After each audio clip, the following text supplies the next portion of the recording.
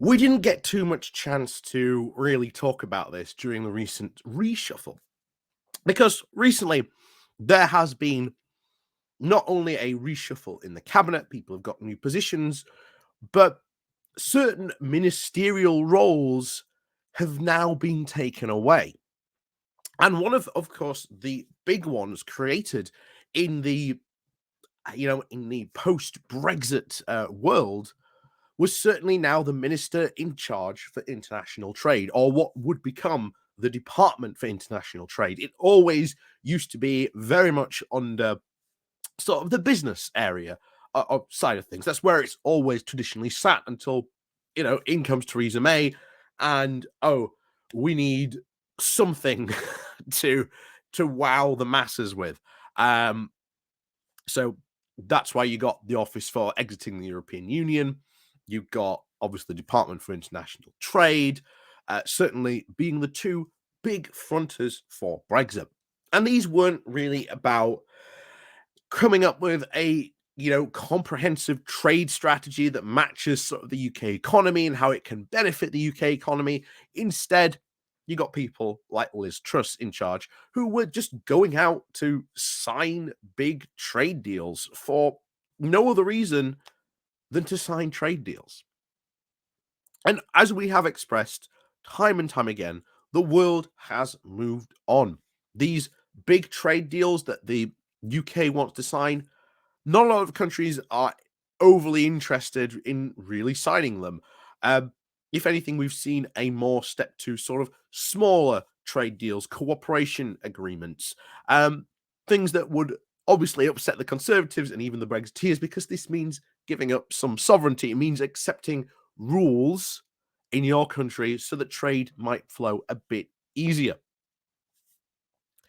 And this is where this department itself finally been closed, or should we say, finally folded back into the business department by Rishi Sunak very recently, really does go to show you just how much of a failure Brexit really now is. So we're going to be going diving into this because it's sort of yet another nail in the coffin after, the Telegraph has come out and proclaimed that Brexit is dead. We've obviously had the big Ditchley secret conference, and I say secret in quotation marks because everyone quickly knew about it after the fact. But so let's go diving into this then, shall we? But before we do that, please do remember to hit that like, share, and subscribe button. And of course, down below, there are links to my Patreon page and a rotation link called Buy Me Coffee, where you can buy me coffee. And of course, there is the YouTube thank you button, and of course, the Pony Club down below. And do not forget to hit the like, share, and subscribe button if you are new to the channel. And of course, do remember to ring the bell as well so you get notifications about the channel. So, off we go today to have a look at the conversation with their piece about this. Of the decision to ditch the UK's Department for International Trade is testament to the failure of Brexit. So, the move to merge the UK's Department of Trade and Business has been likened by one journalist to rearranging the deck chairs on a sinking ship.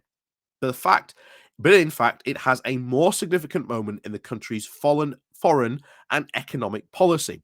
A tacit acknowledgement that the attempts to seize the Brexit opportunities through trade have been a failure. I mean, it absolutely has been. I mean, they're always talked up about, the Brexit opportunities, but they've never followed through or at least been open and honest about what these opportunities are. Okay, the opportunities are trade with other people. Well, what do you mean by trade with other countries? What explicitly do you mean? Because we've only got to look at the Australian deal. That pretty much throws farmers under the bus and gives them basically a 15-year time limit to when, okay, in about 15 years' time, there's going to be a flood of cheap Australian meat just coming to the country that is going to absolutely decimate UK farming.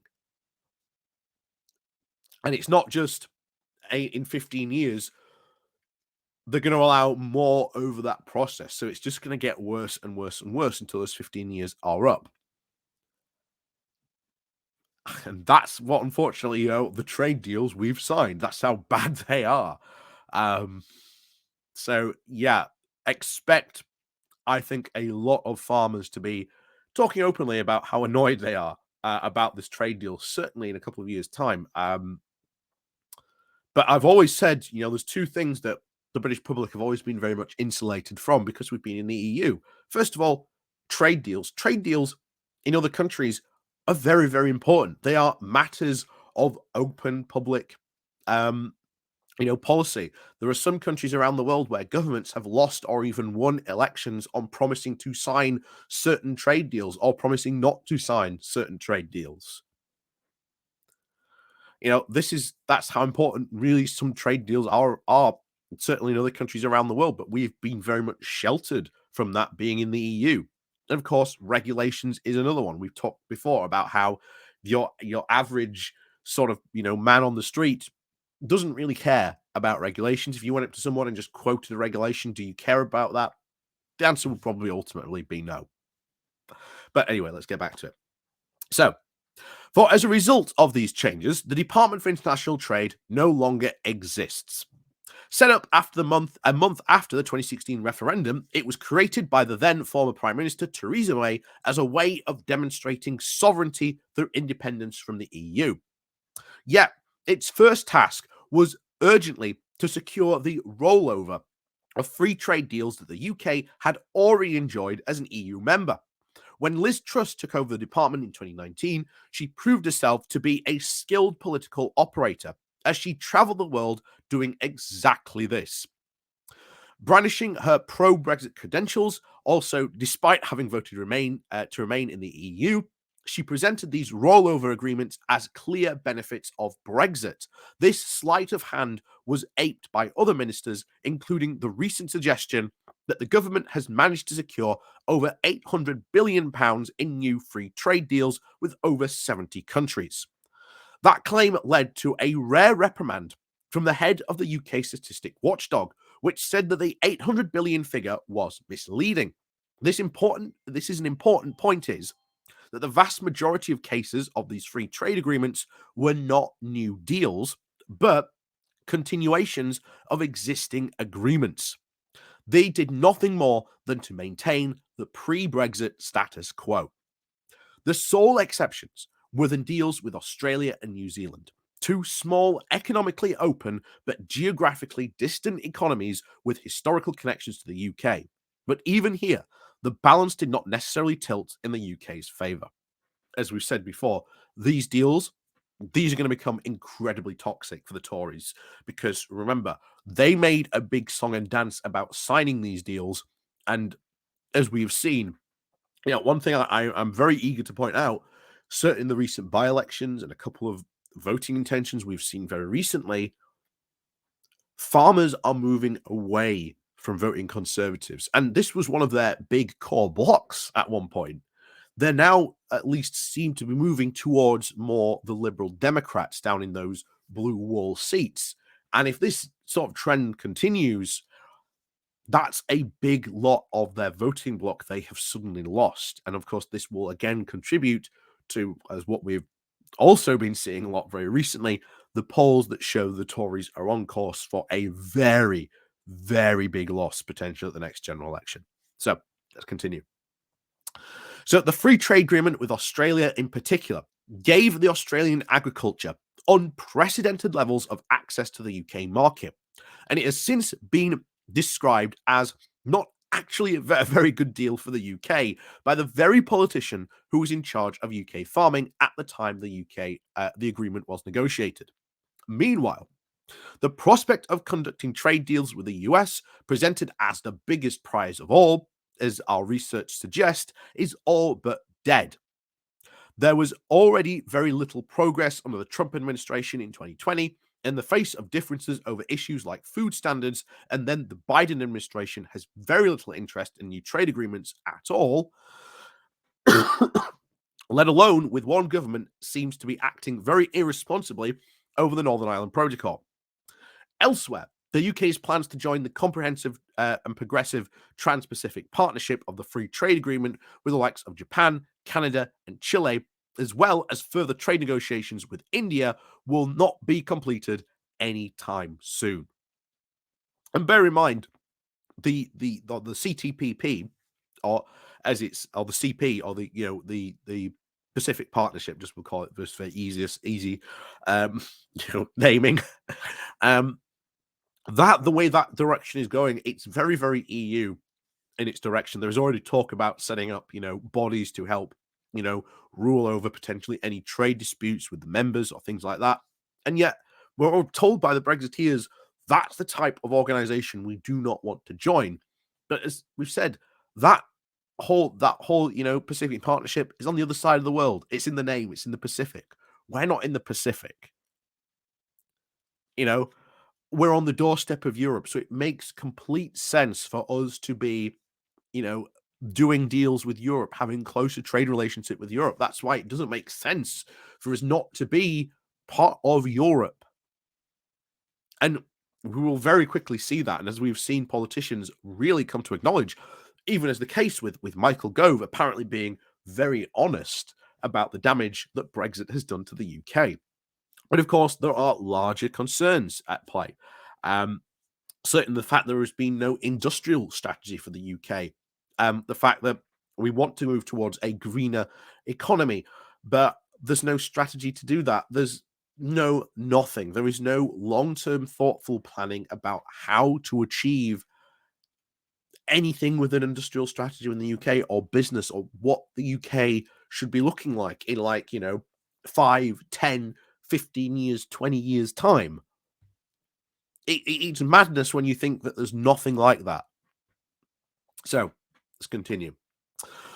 So, most of the problems plaguing the UK trade policy since Brexit arguably stem from the absence of a coherent strategy built around policy. Exactly. There was never any policy to do with Brexit. None at all. The whole idea of it was we get it done, and then what?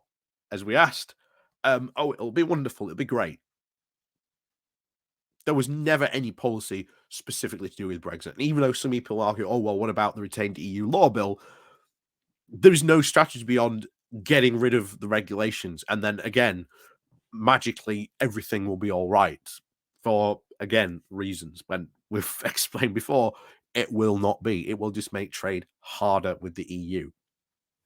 So there needs to be greater, given, or at least greater thought given to how trade and industrial policy can actually be used to improve export performance rather than signing new trade deals as the ultimate goal.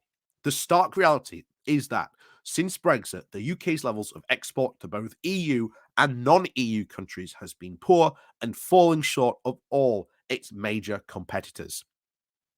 The more sensible approach to trade would be by mitigating the damage already done by Brexit. The first step would be to realign the UK and EU safety standards for agri-food and plant products. This would reduce the considerable burden that has already rendered the Northern Ireland Protocol almost inoperable. There is also has to be a recognition that globally there has been a shift away from negotiating big trade agreements of the kind the UK government has been so fond of. The EU and the US, for instance, are putting more emphasis in their trade strategies on making use of the existing agreements to achieve particular objectives around workers' rights and, of course, protecting the environment.